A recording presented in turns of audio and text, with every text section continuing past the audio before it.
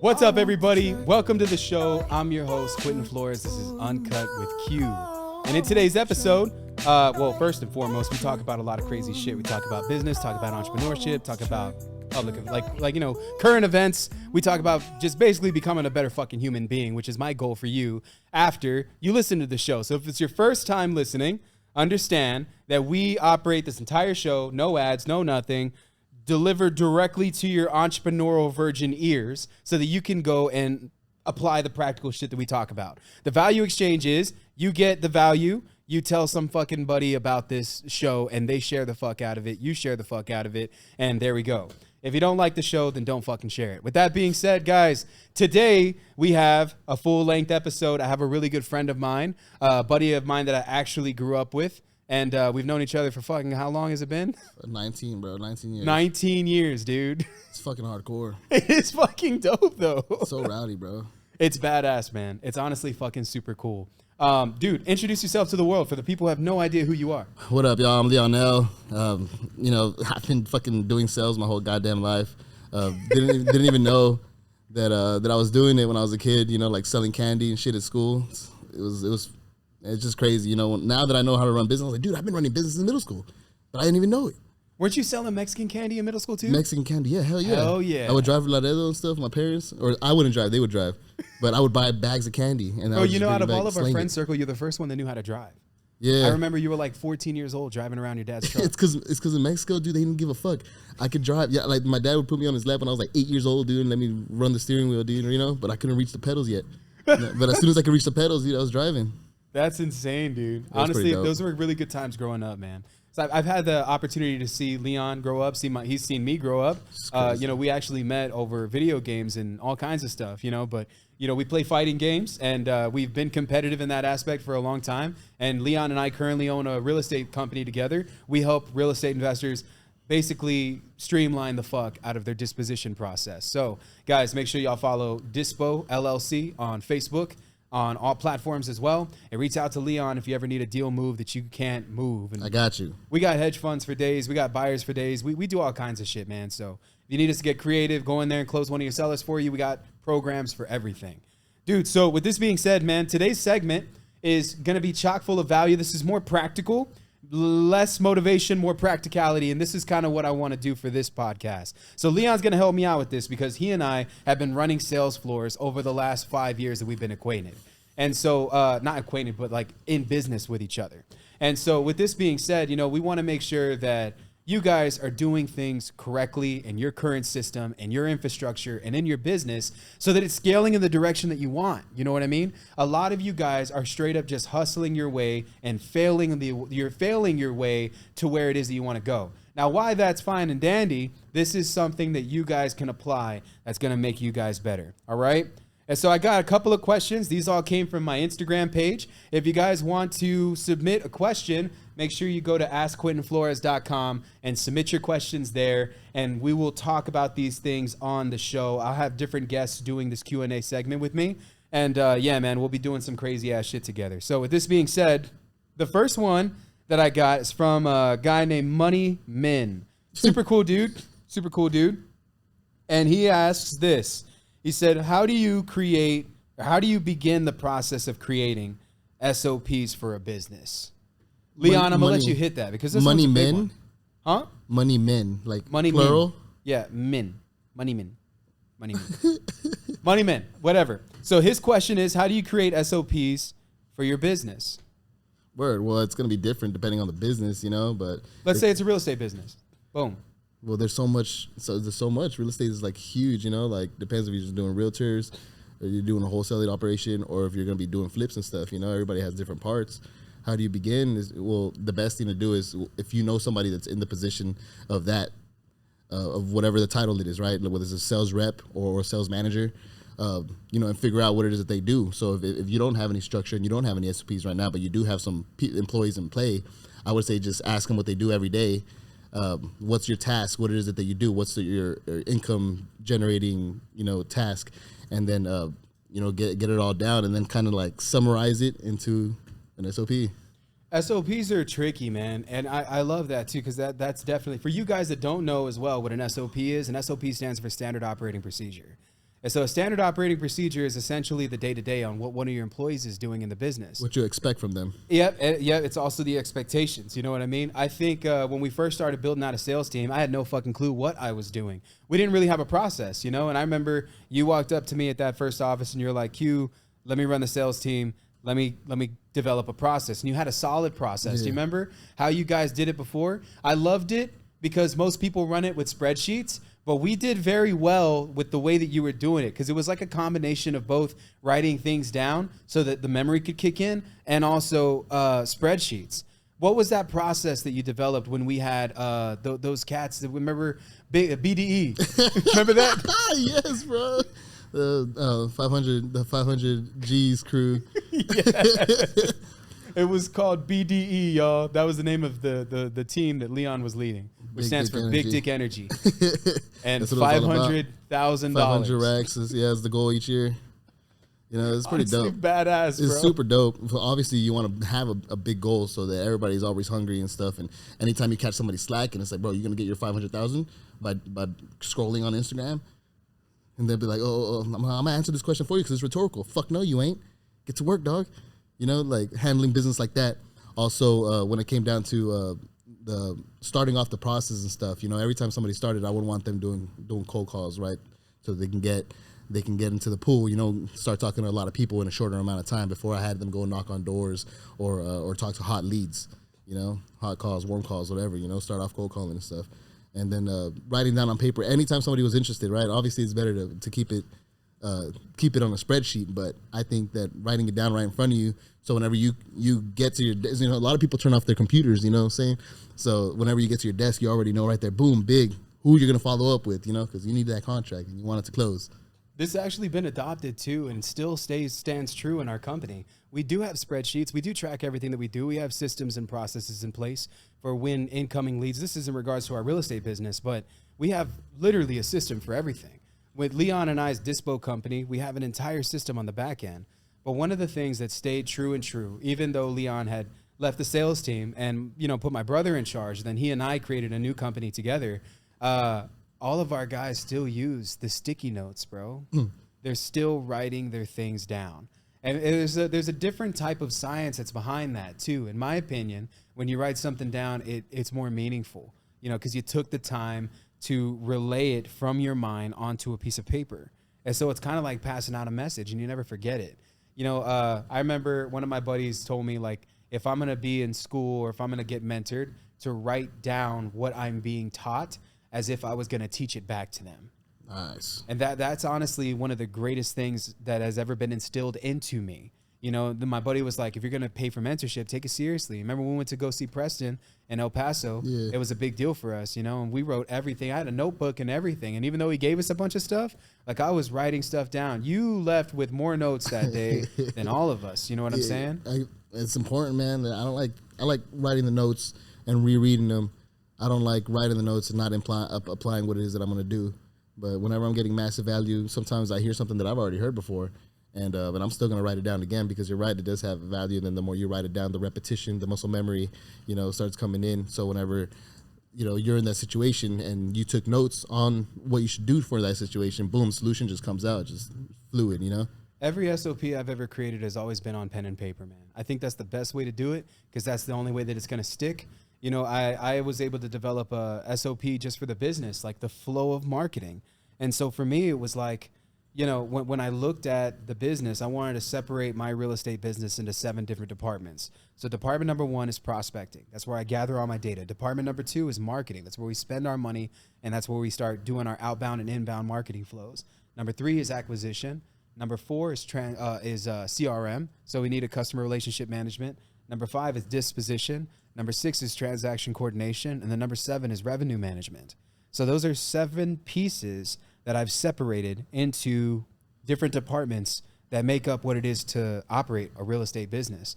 And then what's even crazier is that we just keep developing new SOPs for every single department regardless, because Dispo has its own SOP. Right. What's the process for Dispo when an inbound lead comes in, somebody says that they're interested in working their property with us? Well, first is going to be the ones who do the numbers, right? The ones we train to make sure they have accurate numbers to see if it's even a deal. And then if it's not a deal, you know, we just let them know, like, hey, man, you know, you over contracted this, or you're asking retail, you know, so just put it on the market because that's going to be the place to sell it. And then, but if the numbers are good, then the next thing that we do is we tell them our conditions to be working with us, right? And if they agree to it, then boom, we send out a JV agreement, okay, and then boom, we start marketing. We, you know, so it moves on to the next one, right? That's already 3 different things, right? Getting the numbers, sending out the contract, the JV contract, and then starting the blast. That's the process. That's a whole process. Like right there, guys. And the process is there for what? Like, why should we have a process for this? The reason that you want to have a process is because if something were to go wrong, you know, like let's say that we started blasting it, and then I asked the guy, "Oh, did you get the JV agreement?" He said, "Oh no, they never got sent to me." Then we know that there was a mistake, and we know where it happened. That's why you want to have everything, you know, lined up, or you know, it doesn't have to be written down, but you know, you need to know the standard process, right? To how it gets from when it gets to our email to when we close the deal. We need to know exactly where the lead is, and whenever a situation happens where it's like, oh my God, like we're not freaking the fuck out. Yeah, it's like, no, dude, was the JV agreement sent? Did we send it to title? You know, like who, you know, and we already know who is in charge of that, so we know where to go, and who's getting replaced versus pointing fingers and shit. You know, exactly. No, he didn't do that. I was like, no, bro, this is something that you're in charge of. This is in your SOP, right? Which is why we do the SOPs, to have the expectation from the person that's in that position or in that department. Yep, it outlines their roles and responsibilities, not just so that they have a role and responsibility, but so they're held accountable. You know what I mean? Because accountability is everything, bro. Like, we can all say that it's this part of the process, that part, this part. You know, it doesn't matter. It's, at the end of the day, everybody has roles and responsibilities, and they've been outlined. So then nobody's caught off guard, and we can identify where the problem is so that we can solve that problem quickly. Now, I like to think of business as like a boat with a bunch of holes in it, you know? And then as you plug other holes, guess what happens? Other holes start springing up. And so it's like a never-ending, either we figure out a system on how this works or we sink, right? Ugh, and so damn. I think that, you know, when you start creating standard operating procedures, your first one's never going to be the last one. Always right. evolving. I feel like your process has changed throughout the years. You know what I mean? Yeah, you always got to, you know, I mean, as we read and become more educated and whatever it is that we do, yeah, we change things up to make it better. Always. We just revisited all of our stuff literally last week again, just to take a look at it, you know? And it's new ideas. Exactly. You know, more, it's always great, man. We just got done taking out a part in our process recently, and it was the non-obligation offer. So we have a call center that we utilize. It's from a company called Virtual Squad. It's one of my businesses. And they pretty much do all of our cold calling for us, right? And so we start sending out all these calls and all these text messages trying to see if we can buy more property. When that happens, going back to the point. What was the point again? I lost myself for a second. You're talking about Virtual Squad and the non-obligation. The non-obligation. So we were... You know, we vet these leads, right? And then when they say that they don't want an offer, we just ask them right off of the bat. We say, hey, you know, are you interested in a non-obligation cash offer? Most of them will say, yeah, because, you know, they just want to see how much we'd be willing to give them for their property. It's cool that we're getting them in our system, but at the same time, it's also a tire kicker, and it wastes the time of the agent that's working that property. Because a lot of times we'll give them an offer, non-obligation, and then guess what happens? They're not even fucking interested. You know what I mean? They weren't interested, and you're just trying to put an offer out there. And that was a bottleneck. I think who was it that called that out? Was that you? Yeah, when we did the sales thing, yeah, I realized like, okay, well, if the leads that are being pushed to us are not interested, then what is going on? And they, you know, that's where we figured it out. Well, what is going on? And what do you hear when you listen to the calls with the VAs with the potential sellers? And there were a lot of non-obligation. Oh, well, we can give you an offer. You don't have to sell. It's your obligation to sell. We just want to give you an offer, you know, so that they can meet their quotas. And then our agents get it, do all the numbers, and then go to try to pitch and close. And they're like, oh, I wasn't interested. I just, you know, want to see what I can get. But thanks. Bye. Hang up. We're not a and then fucking they fucking appraisal block company, our goddamn yo. number. We're not a goddamn appraisal company and shit. I'm calling you to buy your fucking house, dude. I'm gonna call you from a different number if you block me. Because it's in our power. Damn it, it's in our power. I love it, man. I love it. This is a solid question, and honestly, this is a question for you practically. This is, what's up, boss? Huge fan. How can I create a system that finds me local real estate buyers? Like people that are in my own market that are finding that are wanting to buy properties. How can I find them? And how do I develop a system around finding them? And it's crazy how that is a super common question. Oh, where do I get buyers? Bro, they're all over the fucking place, dude. You know, it might not be somebody that's in real estate, but it's somebody who's cash you can leverage. You know, somebody with cash, somebody with a 401k, somebody who's got money just chilling. You know, I'm pretty sure you have some relatives. You know, anybody could be a buyer. You know, so if you're looking for specific people, I mean, there's so many different places you can go. Obviously you have to market yourself. You have to let people know what it is that you do. If somebody doesn't know that you're selling houses or finding deals, then how are they supposed to tell you that they're an investor and that they buy deals? So you always have to be constantly telling everybody in your goddamn circle, I find houses, you know, and I get them at a deep discount and stuff. You know, you interested in buying and stuff. Somebody is not even interested in real estate might get interested in real estate because you told them about it because they have the funds. What is one of the buyers that you've met recently? I remember you were just out somewhere and you met an investor and they ended up buying one of our houses. It's happened often. Like recently, the most recent one. Who was it? It ain't like, I don't think you were marketing. It was just like a random thing that happened, and it was like, hey man, I buy real estate. You know what I mean? And you were like, yo, we got a bunch of that. I feel like, Dude, I mean, it happens a lot, man. I go to do. a bunch of networking events. I can't even think of, because 3 or 4 people popped in my dome. One guy I was working out with, and then when I saw him in the sauna, and we started talking about it, you know, and he's like, oh dude, I buy houses in New Braunfels, right? It's like a small little town outside of our city. And I was like, what? I actually market in that area, but I didn't really know too many people that are buying. So, dude, well, I buy anything, you know. And it's like, there it goes, you know. Which is one of my favorite ways to build long-lasting relationships, man. You know what I'm saying? Like think about how we met. Yeah. 7th grade, Mr. Robinson's class. That's right, science. Right, science, and who would have thought that anything would have came from that? You know what I mean? Didn't.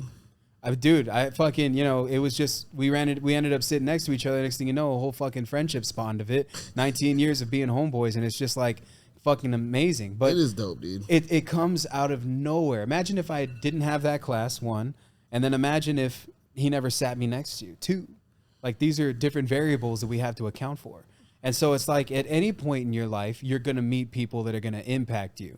But you get to decide how that relationship pans out. You know, like Leon and I, we've stayed in contact throughout all these years, being best friends and shit.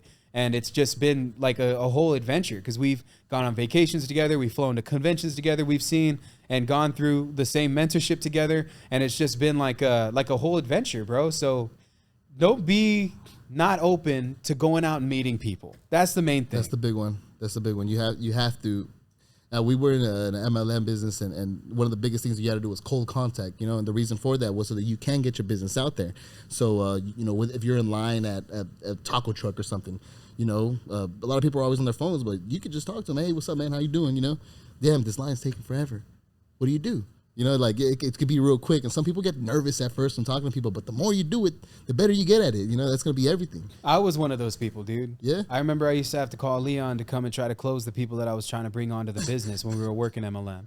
And you know, it's dope too when you have a homeboy that's there with you, that's educated, that's willing to help you understand it. Because even when you joined the real estate office, I helped you understand it. You know what I mean? Right, bro. And it's just like we've always built up off of each other. So you truthfully Big never time. know who's going to be the one that's going to change your life. So that's why it's important to put yourself out there and put yourself in places where you know that you're going to find opportunities, specifically these networking events. You know what I mean? Yeah.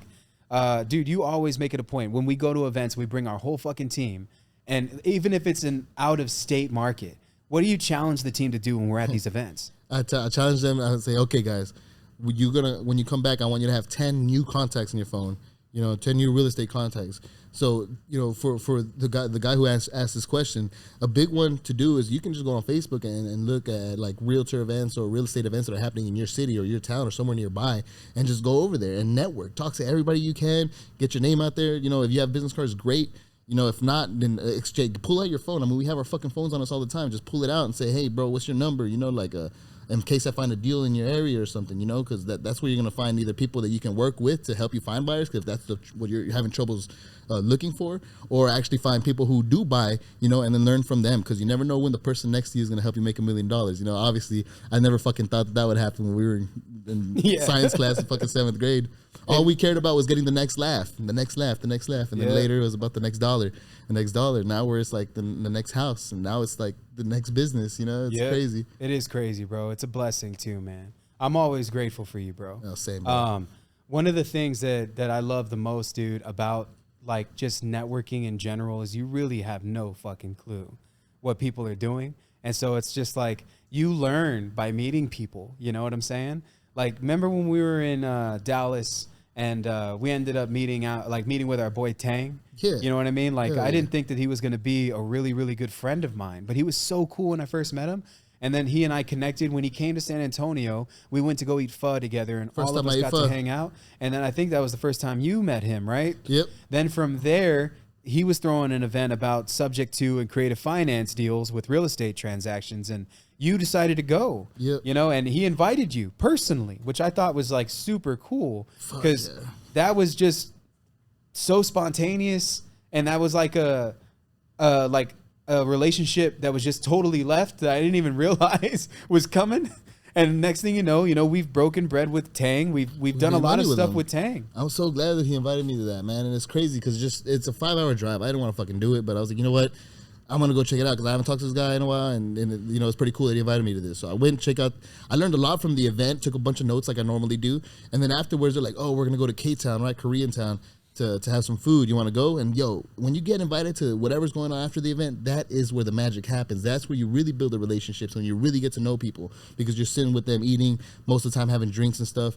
And I went and I actually got a couple of buyers from that, and I got a couple of guys who wanted to teach me how to manage portfolios and flip houses and stuff. And I was just like, dude, this is dope, dude. Like, I'm fucking glad I came. It's amazing, Got drunk as hell. Yeah, and you also did karaoke with Tang, and I heard Tang is a terrible singer. I suck at singing, bro. But yeah, I got down, bro. I spit some Eminem. I think we did Backstreet Boys or NSYNC together or some shit. That's awesome. Yeah, we sucked together, dude.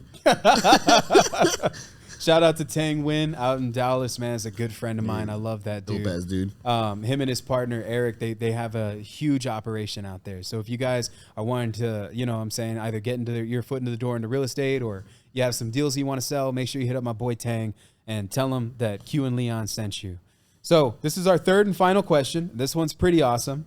I like this. This was from a guy named Victor. And Victor said, how do you run your follow-up for cold call leads or unanswered leads?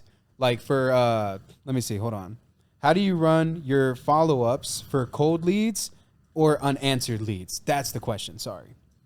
How do you run your follow-ups for cold leads or unanswered leads? That's a big one. We just run it all over again. I think there's a bunch of different ways to hit that. I think so too. So you want to go first? Or? Yeah. This is my thing, man. If I have a bunch of records and I have a bunch of unanswered calls and or cold leads, like these are individuals that I haven't been able to get in contact with, you know, I like to go over the data. The data tells the story. And so if I know that the data that I'm pulling is accurate, then that's one thing. Now, there could be another variable there where let's say the phone numbers that I'm getting for the data that I'm getting isn't the best. And so I run it back all over again, and we switch providers so that we can try to hone in on that individual that we're unable to get a hold of. But man, a lot of you guys have prospects that you're reaching out to. And for me, man, like if you're absolutely balls at follow-up and following through and really taking the time to dig a little bit further for some of these prospects, I mean, man, I get people that hit me up all the time, Leon, all the time. They tell me, Q, hey, man, I'll manage your social media for you. It's $1,500, $3,000 a month. And I'm just like, okay. And then they read my message and never reply after the initial talk because they were sending that to everybody. And so they miss out on an opportunity because I'm interested. You know what I'm saying? I mean, now I have my own production company. We do this shit. We do the podcast and do all the stuff in-house now. So it's nothing like super crazy. But at the same time, it's like super disappointing that they're not following back up with me because I was interested. I was interested enough to reply. I feel that. Some of the people that want the e-com stores, they're like, oh, hey, Leon, I got your number from Q. You know, can we get some information about the e-com store? I'm like, yep. What's your name and when are you available? And that's it. They'll read my message and that's it. And I'll call them, hey, or text them again, hey, you still interested? So this is where my follow-up is big because I'm all about getting the deal closed, right? If I talk to somebody and they were interested, well, man, I'm doing something wrong if I'm not closing them. And when it comes down to people not answering, they got their phones always with them, right? So there's got to be some sort of reason why they're not answering because not communicating is also a form of communicating. I think that when it comes down to follow up, and this Victor, right? Victor's the one who's asking. Yep, Victor. man, somebody's not answering, call them a bunch of times, man. You know, I call dudes like 9 to 10 times throughout the day, leave text messages and voicemails to get a hold of them. You know, if it's somebody that you had already talked to and then they just stop answering, it's a simple text like, hey, man, you know, I know we came to an agreement, and I just haven't heard from you. You know, I don't want to keep calling you and texting you and stuff if it's something that you're not interested in. And please just communicate with me. I feel like we had a good conversation and stuff. And I'm going to always be transparent. So I just expect the same from you. You know, just something like that. And maybe you can get some sort of response. You know, sometimes somebody's in the hospital. You know, like you never know. But I blow them up, man. I'll call them 9 times a day. Leave voicemails, like I'll call them from different numbers and stuff, you know, act like I didn't call them 9 times a day. I'll call somebody like 10 times a day, call them from a different number. They answer the first call. I'm like, hey, man, what's up? How you doing? It's Leon. It's Leon, bro. Oh, yeah, man, this is my business phone. Right? Oh, no, this is my house phone. Oh, yeah, this is my cell phone. Right? It's like different numbers. And they'll just tell you right away, like, what's been going on, right? When you and it kind of sucks that that's what you had to do. But, man, you're trying to follow up. You're trying to see what's up with this deal. You want to know if you're going to waste your time and effort calling this dude for the rest of the week. You know, because if you have multiple leads, which is what it sounds like, you know, you have a lot of people, cold call leads that you follow up on. If they're not answering, dude, yeah, call them, keep calling them, and send them text messages. Hey, you know, this is who I am, and this is what I do. I'm just seeing if you're interested in my service, and hopefully you'll get some sort of response so that you know whether or not to keep messaging this person, move on to the next. One of the things that I love about your approach the most, dude, is that you give people a sense of accountability. Like, you do this in everything that you do, bro, because I've been your friend for years. You are real big on holding people accountable. And not that you mean to, because I know that you always mean well, bro. You got one of the biggest hearts I've ever fucking known in any man, dog. Literally. Thanks, you're like a teddy bear that could beat somebody's ass. I'm just saying, dog. It's the truth, man. I say this, and it's real as fuck. Like, I've seen this man fight, too. We've grown up together, bro. Yeah, we've gotten into different... boxed each other. We've boxed each other, you know? So, like, this is the thing, man. If you committed to something, even if it was just a fucking phone call, see it through. Yeah. Because if you just like schedule with me and then you don't show up, that's the ultimate form of disrespect. I feel the same. Yeah. Because I allocated time for that. Time that I could have spent with family, with people that I love, playing video games with my friends, watching a movie, doing things that fulfill me. I stopped my life for you, and you're disrespecting me by not adhering to the standard of what it is to respect someone else's time. 100%, man. Yeah, it's, you know, it's just, I've been through a lot, and I know a lot of people that would just, you know, just make shit up or just tell you what you want to hear and stuff, and then just not follow through. So I've always been big time on my follow through, and me, you know, doing what I say I'm going to do, so that, you know, I can hope that I get that back. I know that it's not going to always happen and stuff, but as long as I'm doing it, then I just hope that it comes back to me and that I meet the right people. It's not going to stop it forever. But yeah, man, being accountable and holding your friends accountable, and, you know, I think it sharpens us and makes us better. It does. Makes us stronger. It makes us better people and stuff, you know. So it's huge, man, you know, like.